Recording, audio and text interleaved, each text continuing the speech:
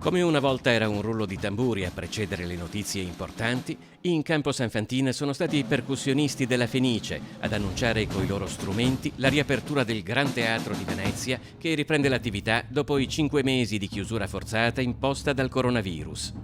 Un modo per condividere la città con l'inizio di un percorso verso la normalità.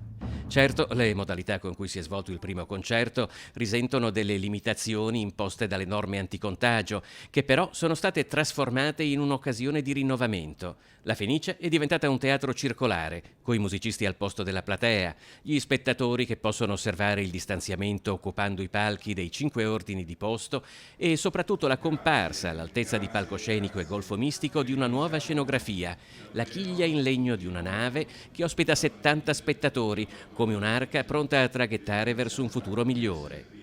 I primi applausi fragorosi sono per i medici e gli infermieri invitati alla serata inaugurale. Poi tocca alla sezione Dottoni intonare Fanfare for the Common Man di Aaron Copland, composta all'ingresso americano della Seconda Guerra Mondiale e ora assurta inno di chi combatte il virus. Quindi è toccato al coro, in un repertorio che comprendeva Monteverdi, Gabrieli e Bach, terminare quello che è solo il primo appuntamento di un teatro che, come nella sua storia, è stato capace di rinascere innumerevoli volte.